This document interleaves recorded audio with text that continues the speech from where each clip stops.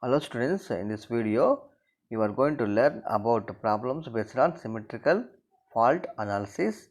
So in previous videos we have seen symmetrical fault analysis based on the Kirchhoff laws and Thevenin's theorem method. So here also we will see one problem. The problem is two generators are connected in parallel to the low voltage LV side of a three-phase delta to star transformer. The transformer is delta to star transformer. The ratings of the machines are first generator 1 G1 50 MVA, 13.8 kilovolt, XD double dash is 25%. Reactance of the generator is 25%. Similarly, generator 2 25 MVA, 13.8 kilovolt, XD double dash is equal to 25%. And transformer 1 75 MVA and delta side voltage is 13.8 and star side voltage is 69 kilovolts and reactance is equal to 10%. Reactance is 10%. Before the fault occurs, the voltage on the high voltage side of the transformer is 66 kilovolt. Before the fault, the high voltage side of the transformer voltage is 66 kilovolt. The transformer is unloaded and there is no circulating current between the generator. Find the substantial current in each generator when a three-phase fault occurs on the high voltage side of the transformer. So find the sub-transient current in each generator when a three-phase fault occurs on the high voltage side of the generator, high voltage side of the transformer. So we have to assume the base values. So we have to assume the base values and you can calculate the current in each generator when the three-phase fault occurs. Okay. So first base MVA is 75. Base MVA of the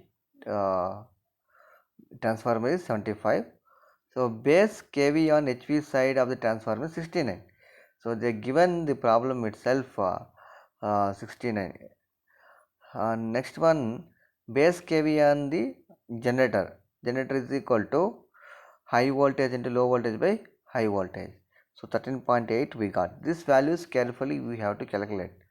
So base values while you are choosing carefully we have to calculate. Okay. So these values carefully we have to do. And after assuming the base values and reactance of generator, then the new reactance we have to calculate. Old reactance is given 25%, but new reactance we have to calculate. So here new reactance is equal to old reactance into MVAB new divided by MVAB old into KV square B old by KV square B new. So you have to use this one, you have to use this formula. So finally J 0.375 per unit will get. So after substituting values, J 0.375 per unit we got. Similarly reactance of generator 2. So same formula. So reactance new is equal to reactance old into MVAB new by MVAB old into KV square B old by KV square B new. According to that formula, so substituting the values, so we got it J 0.75 per unit. So reactance of transformer. So here reactance of the transformer. So HV side we have to calculate. So HV side is 0.957. But fault point side substantiant reactance, the equivalent substantiant reactance as visualized from the fault point is, so we have to take a parallel combination, series combination reactance method. Then here we got J 0.35 per unit. So we have to take that one R1 R2 by R1 plus R2, R1 R2 by R1 plus R2 plus reactance of transformer. So here R1 is J 0.35. So generator 1 reactance, generator 2 reactance is J 0.75. So these two generators are connected in parallel. That's what R1 R2 or Z1 Z2 by Z1 plus Z2 method. So parallel combination method, and series reactance transformer is connected in series, right? So that reactance method, the reactance of the transformer is J 0.1. So finally we got J 0.35 per unit. So next one, fault current. Short circuit fault current is equal to, so per unit voltage is J 0.957 per unit divided by J 0.35. So fault current we got this one. Okay. Next one, fault current of generator 1 and 2. Okay. So here to find the substantial current in generators. So substantial fault current divides between the generator inversely as the impedance of generators. So G1 is equal to G1 double dash is equal to 2.735 minus 90 into fault current. So impedance value we have to divide by impedance value. So fault current, substantial fault current of generator 1 point, so here angle it will not come, 1.825823 at an angle minus 90 degrees, and generator 2 0.912 at an angle minus 90 degrees.